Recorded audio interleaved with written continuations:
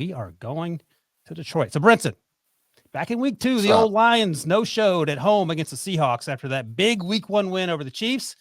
Then in week 6, they beat the Bucs and followed it up by getting shellacked by the Ravens. Then last week, they dropped 41 on the Chargers, and it certainly looked like they were going to lose to Justin Fields and the Bears, only to pull it out down the stretch. Thanks to the Bears. Bears ended up.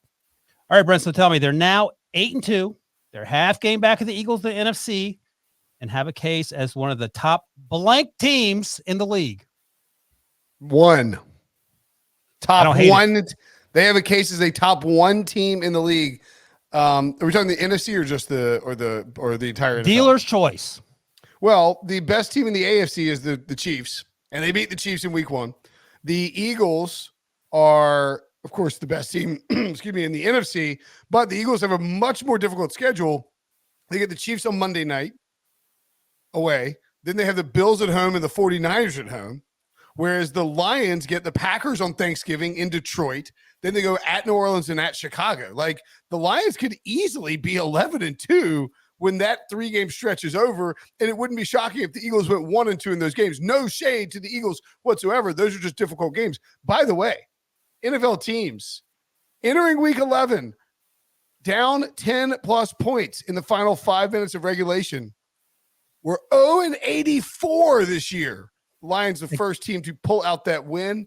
The Bears Kyra Santos kicked a field goal to go up 26-14 with 4 minutes and 15 seconds left. And then Jared Goff, who had been absolute dookie the entire day, threw 3 picks, looked way off. It looked like, and RJ White had mentioned this on the pick show, like it looked like the Lions might have been looking ahead, Breach, to the Packers on Thanksgiving, thinking, all right, we got the Bears. I mean, it's hard to overlook a division opponent when Justin Fields is coming back, but the Lions just weren't like, they weren't like crisp like they usually are. They were making a ton of mistakes. Goff, a little unlucky in terms of the picks, but just wasn't playing very well. And credit to Chicago for coming out strong, but man, Detroit turned it on late. Goff hit Jameson Williams for a 34-yard touchdown, I think, maybe 32-yard touchdown, and then set up that final score for David Montgomery.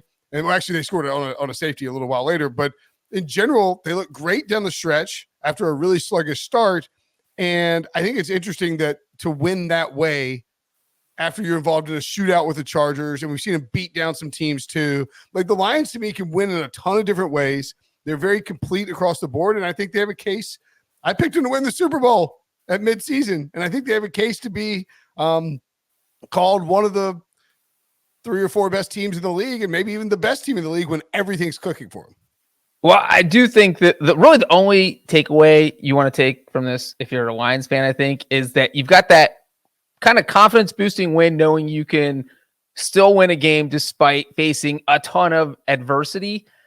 This was the Lions' first win since 2013 in a game where they had 4 turnovers. So they had not won a game in 10 years when they turned the ball over 4 times. And so that's kind of what happens when crap hits the fan. What does your team do? They fold up, or do they come out and pull off a 12-point win despite trailing in the final 5 minutes? And, Brinson, you saying that felt like the Lions were maybe overlooking the Bears and kind of staring at that Thanksgiving game.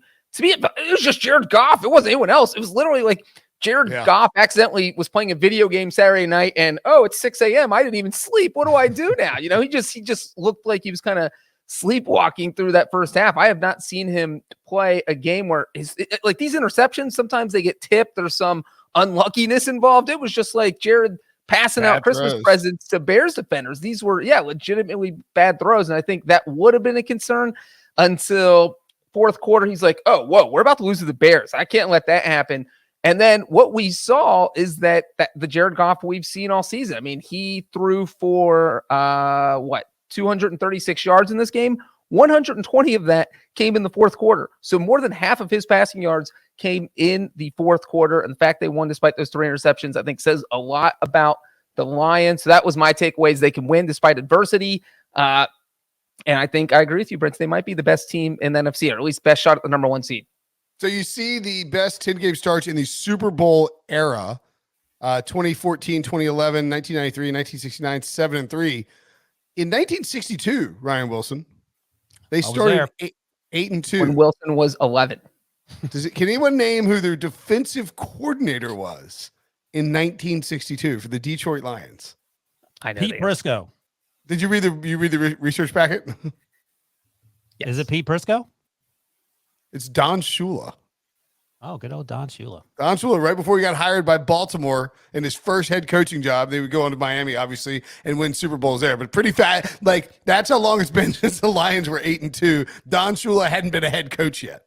If only Detroit would have promoted him to head coach, maybe they would have, he would have gotten 320 of his wins with them. I will say that, like, I mean, I wrote about the Lions a little bit in whatever my Sunday piece is. I don't think they call it sorting the Sunday pile now. Well, I don't really care either way. But just whatever. I forgot to turn it in on time too. I had a I had a very snotty child all weekend. But I was like thinking, I was like, am I obsessed with the Lions? I think I'm obsessed with the Lions. Yes. Like they're my favorite team. They're my favorite team in sports right now. You're wearing Like- blue, Brinson. You're wearing like Lions blue. Get out of here. Yeah, I wish I should just change this to. Like, I might buy some Lions swag. I mean, like Jared Goff. Like I'm a huge Matthew Stafford fan, obviously. And Wait, so, like, what? So when Stafford left the Lions, and it was like Goff came in, I was like, meh. But man, I gotta tell you, I might go to homage.com and buy a Jared Goff, Amon-Ra St. Brown NFL Jam t-shirt too. That's what I'm gonna do. Here's what I'm hearing, Breach. Lions fans, you know where to direct your ire when this season goes off a cliff and you don't win another football game, even though you have they only face two teams as we sit here with winning records. One is the Minnesota Vikings, 16, and then in 17 they face the Cowboys. So every other team is 500 or below. Yeah, I mean, if the Lions should, so the Lions are home against Green Bay, at New Orleans, at Chicago versus Denver. Denver looks pretty good right now. At Vikings, at Dallas versus the Vikings. I mean, I think they go 2-1 worst case over the next three, and then like 2-2 would be a disastrous close to that run too, knowing that like Josh Dobbs is the quarterback. Dobbs has been fun as hell, but I mean he's still not Kirk Cousins, and so even then, like total worst case, you go 4-3 down the stretch, and you still finish 12-5. Which is a great season for a lot of NFL teams and a really good season for Detroit. I think there's a really, really strong chance that the Detroit Lions end up as the number 1 seed in the NFC.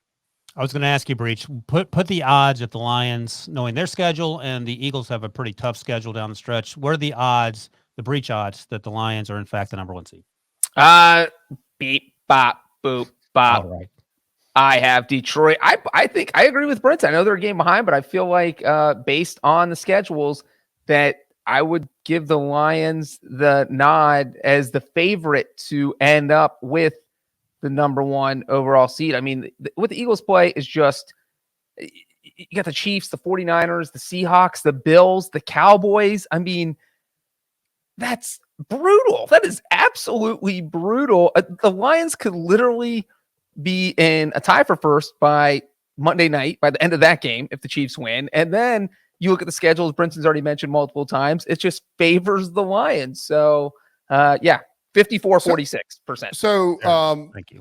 One of the cool things about the upshot at the New York Times and their playoff predictor is that you can actually select number 1 overall seed. Like, what are the chances the Lions get the number 1 overall seed? And currently 16%.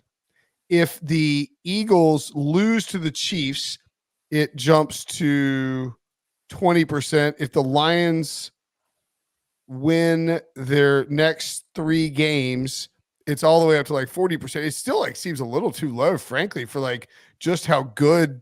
Like I guess I'm confused why it's so low. But obviously, if the 49ers beat the Eagles, and then I mean it basically becomes a coin flip if the 49ers go 1-2 and the Eagles go the Lions go 3-0 over their next 3 games. I think it's a coin flip because, and we'll move on after this, because they didn't show up against Seattle in week 2 after winning that KC game. They didn't show up at all. They didn't get off the bus in Baltimore. And part of that's Lamar. We get that. And then they almost lost this game if Justin Fields. Well, they took that Seattle game to overtime. Yeah, but I mean, for sure, there's definitely been 3, there's definitely been, those 2 losses are definitely red flag games. To lose against Seattle at home and in that fashion, the Baltimore was a beatdown.